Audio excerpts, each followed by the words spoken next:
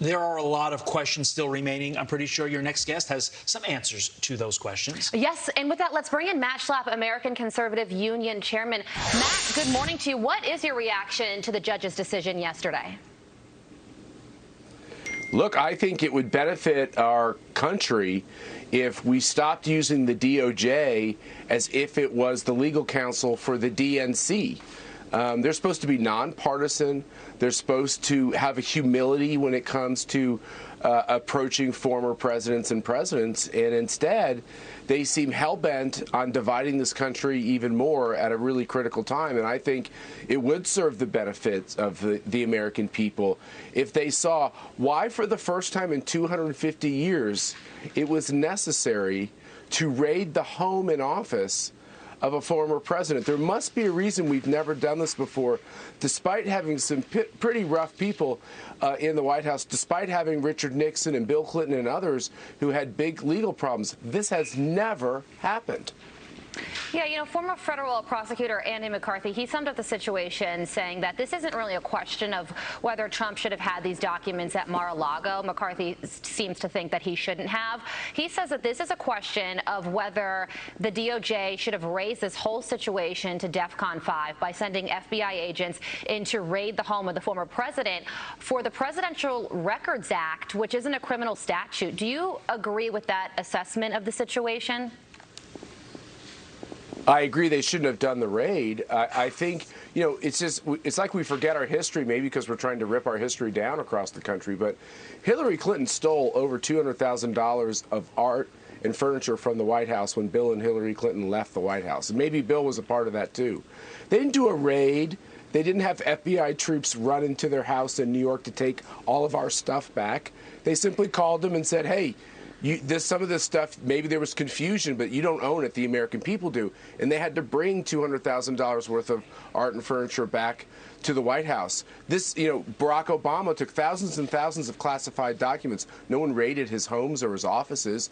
There's a conversation that takes place about maybe even judgment calls on what is allowed to be taken by a president, what isn't allowed to be taken by a president. The greatest irony of all this information, the president had access to it all for the 4 years he was in office. What are they really accusing him of? They really think he's going to take this classified information and give it to our enemies? Is that what their charge is? Yeah. Has it gotten so divided in this country that we think Donald Trump would do something to harm our national interest? I think that's why people are outraged, because they don't believe that this is a legitimate exercise of DOJ's power. You know, Matt, there's also a question about the politics of all of this. Trump's base is really fired up, but at the same time, some Democrats are now saying, let's hope that this stretches out through the midterms because it takes people's minds off of other things like inflation. What do you think about this? Do you think that this whole thing helps or hurts Republicans? You know, I would like to think that we would make questions on raids and invading people's constitutional rights without thinking about the next election, but you ask a legitimate question. What are the Democrats thinking? Why are they trying to do everything possible to take the focus off of inflation and Afghanistan and all the weaknesses and really the policies of the Biden administration that are making life harder for people? I think that's why the J6 committee just keeps pounding out all these fallacies about what happened on that day. And I think it's why, unfortunately, Merrick Garland, who was once regarded as a respectable jurist, has become an apparatchik of the DNC, doing everything he can at the DOJ to try to increase the political standing of Joe Biden. That's not his job.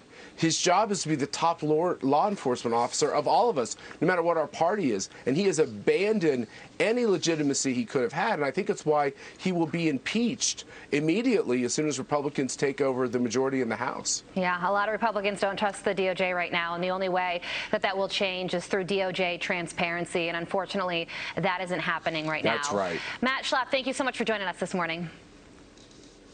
Thanks for having me on. Absolutely. I'm Steve Ducey. I'm Brian Kilmeade. And I'm Ainsley Earhart. And click here to subscribe to the Fox News YouTube page to catch our hottest interviews and most compelling analysis.